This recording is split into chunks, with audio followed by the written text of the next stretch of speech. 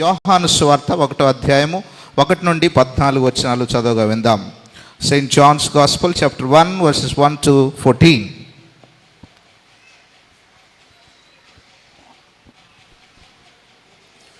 దేవునికి స్తోత్రం.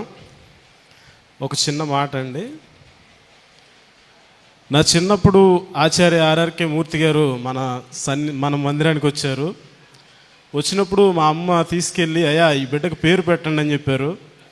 చెప్పినప్పుడు ఆర్ఆర్కే మూర్తి గారు జోసెఫ్ కిషోర్ అని పెట్టారు. అయ్యగారి పేరే నాకు పెట్టారు. అది ఈ విషయాన్ని ఇప్పుడు తప్పితే ఇక నేను ఎప్పుడు చెప్పుకోలేనేమో. అయితే నన్ను మన్నించాలి. యోహాను సువార్త 1వ అధ్యాయము 14 వచనాలు చదువుకుందాం. ఆదియందు వాక్యముండెను, వాక్యము దేవుని యొద్ద ఉండెను, వాక్యము దేవుడై ఉండెను. ఆయన ఆదియందు దేవుని యొద్ద ఉండెను. సమస్తమును ఆయన మూలంగా కలిగెను. కలిగి ఉన్నదేదియు ఆయన లేకుండా కలుగలేదు.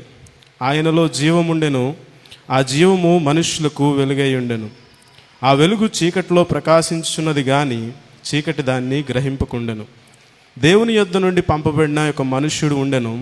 అతని పేరు యోహాను. అతని మూలముగా అందరూ విశ్వసించినట్లు అతడు ఆ వెలుగును గూర్చి సాక్ష్యమిచ్చుటకు సాక్షిగా వచ్చెను. అతడు ఆ వెలుగై ఉండలేదు కానీ ఆ వెలుగును గూర్చి సాక్ష్యమిచ్చుటకు అతడు వచ్చెను. నిజమైన వెలుగు ఉండెను. అది లోకంలోనికి వచ్చుచు ప్రతి మనుష్యుని వెలిగించుచున్నది. ఆయన లోకంలో ఉండెను. లోకం ఆయన మూలముగా కలిగిన కానీ లోకం ఆయన్ను తెలుసుకొనలేదు. ఆయన తన స్వకీయుల యొద్దకు వచ్చెను. ఆయన స్వకీయులు ఆయన్ను అంగీకరింపలేదు. తన్ను ఎందరు అంగీకరించిరో వారికందరికీ, అనగా తన నామమునందు విశ్వాసముంచిన వారికి దేవుని పిల్లలగుటకు ఆయన అధికారం అనుగ్రహించెను. వారు దేవుని వలన పుట్టిన వారే గాని రక్తం వలనైనను, శరీరేచ్ఛల వలనైనను, మనుషేచ్ఛల వలనైనను పుట్టినవారు కారు.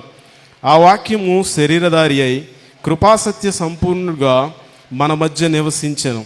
తండ్రి వలన కలిగిన అద్వితీయ కుమారుని మహిమ వలె మనము ఆయన మహిమను కనుగొంటిమి. దేవుడి ఈ వాక్యమును మన వినికిడిలో దీవించునుగాక. ఆమేన్.